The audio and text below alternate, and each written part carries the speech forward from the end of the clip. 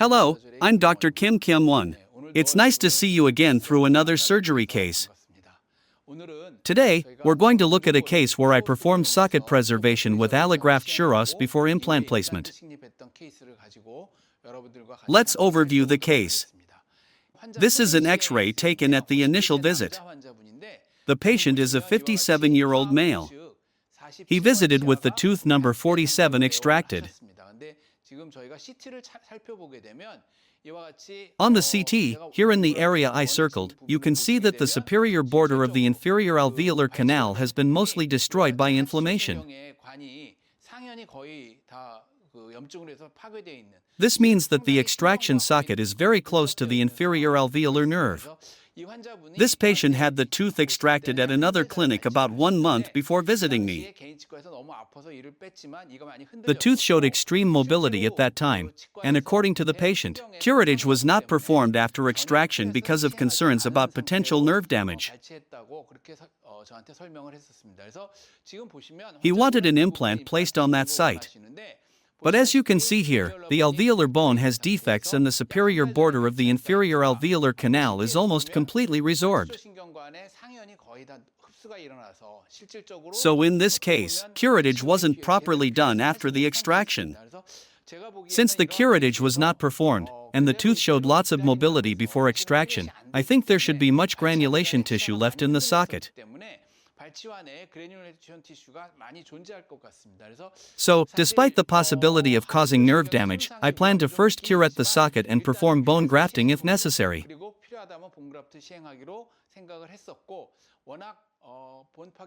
Considering the severe bone loss, I thought that I should use allograft SureOss for socket preservation.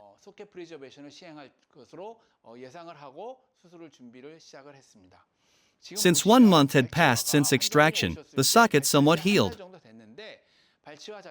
But it was sunken like this.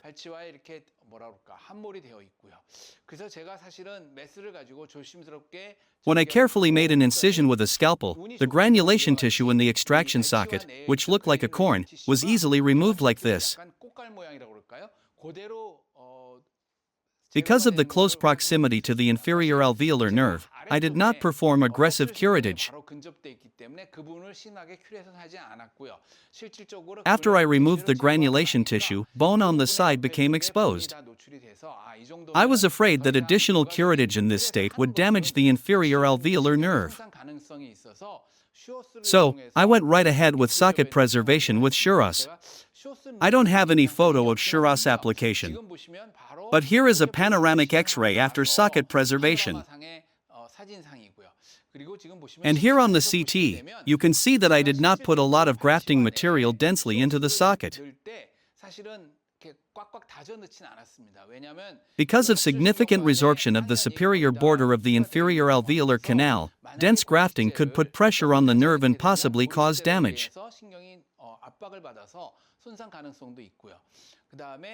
And I chose SureOss since it absorbs quickly. So even if there is some pressure on the nerve, it will quickly go away. I placed SureOss and covered it with Osstem soft to ensure some closure of the extraction socket.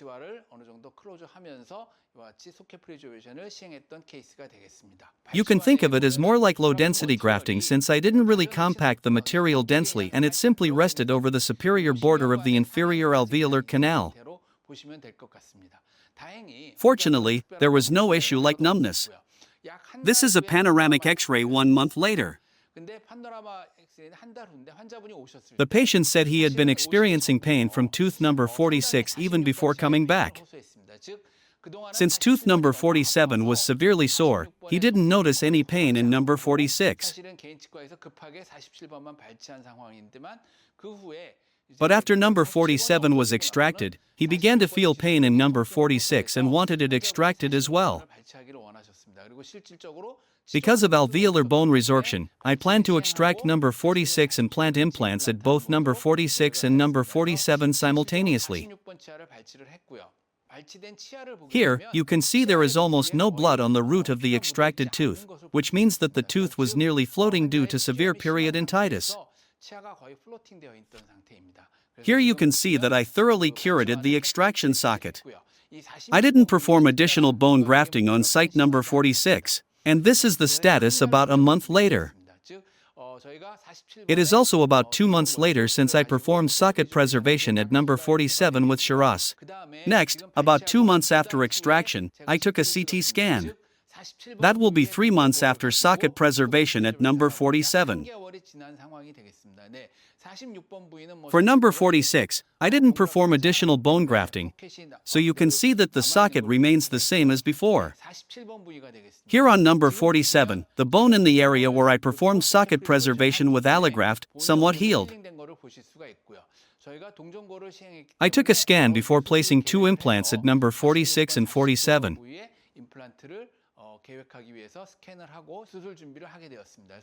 This is a surgical report for this case.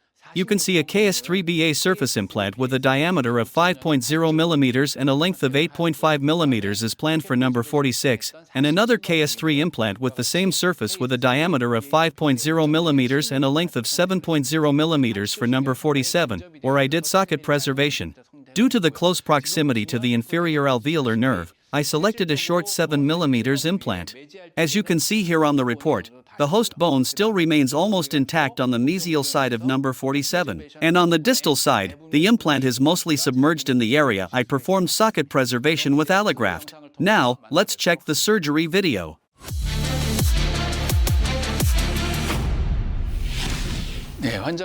I first placed the OneGuide template in the mouth to see whether it fits well and does not move. With a wide tissue punch, I will remove the overlying mucosa. First at number 46 and next number 47. Like this, I will remove it.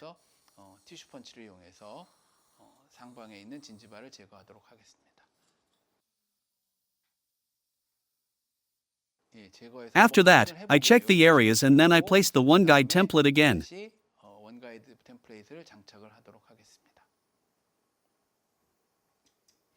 Now, this is a flattening drill. I use a flattening drill for number 46 and for number 47 too.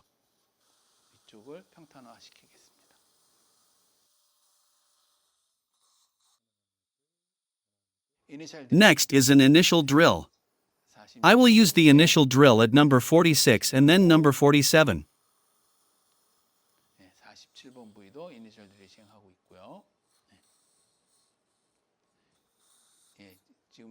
Since number 47 was grafted, I performed palpation using a depth gauge. Next, a new side cut drill. Instead of a path drill, this drill will be used to prevent slipping in the septal area, as the implant will be placed in an extraction site. We're currently improving the path drill by using the shape of a side cut drill. Later, we can hopefully see a newly enhanced product.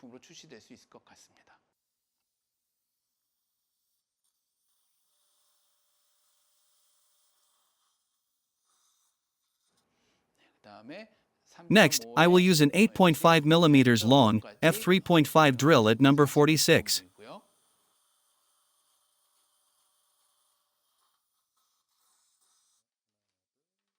Out of concern about slipping, since it is an extraction site, I will drill more with an f4.5.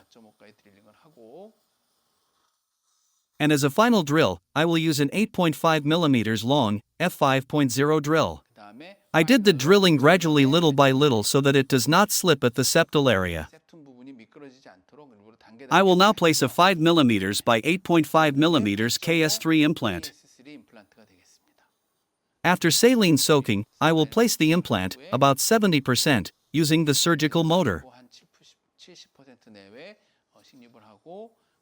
Then I will place the implant in its final position with the implant driver and torque wrench. Initial stability is quite decent at more than 30 Newton-centimeters. I carefully position the hex and control the depth. And for site number 47, since I already did the initial drilling, I will drill with a 7 mm long, f3.5 drill. Next, I will drill again with a 7 mm long, f4.5 drill. I could skip this step, but since this is a grafted site, I will do it just to be safe. Here, you can see many bone chips. Since this site was grafted with the allograft, I initially thought about underdrilling. But given the amount of bone chips, I consider it safe to drill further with an f5.0, so that the implant will not move distally. This is because I think that the implant may move backward toward the grafted area, since the host bone is solid. This is a 7 mm long, f5.0 drill.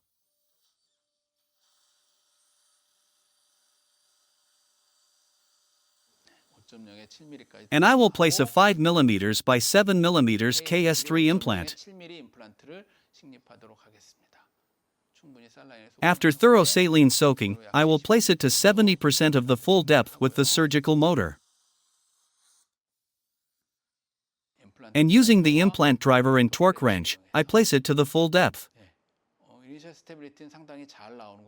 The initial stability is quite good at more than 30 Newton-centimeters. Alright, that ends the hex positioning and depth control. Next, I will connect a smart peg and measure the ISQ values.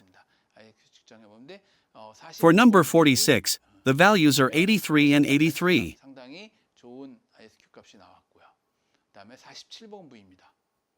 Number 47 shows the same values of 83 coincidentally. So, you can see that the site where socket preservation was performed with allograft also shows quite decent primary stability.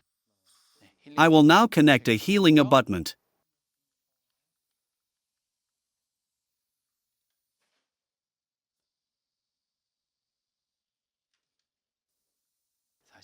Next for number 47 too.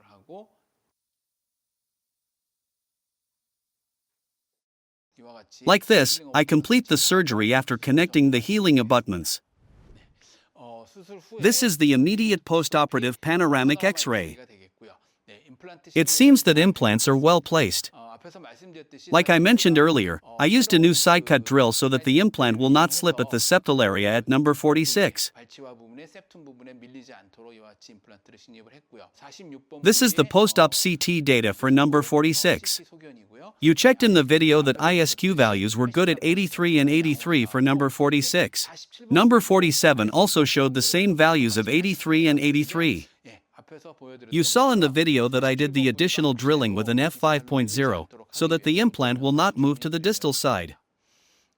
This is the panoramic X-ray about 2 months later. Next is a CT scan at 2 months.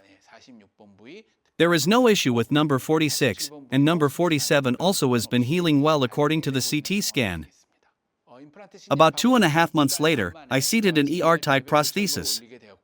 That will be about 6.5 months after the socket preservation, since I placed the implant 4 months after the procedure. The panoramic X-ray shows that site number 47, where I performed socket preservation using SureOss graft, has healed well, and there are no issues.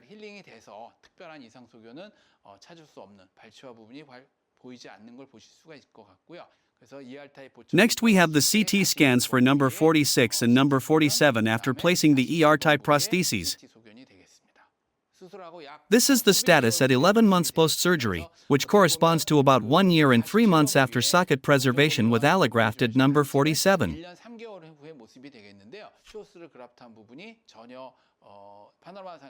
The site healed so well that the grafted area is hardly noticeable.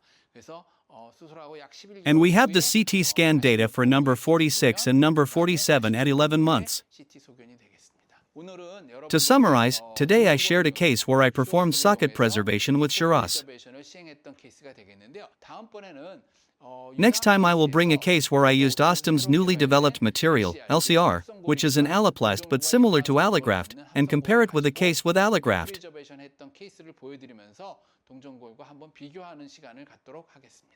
That's it for today. Thank you for watching.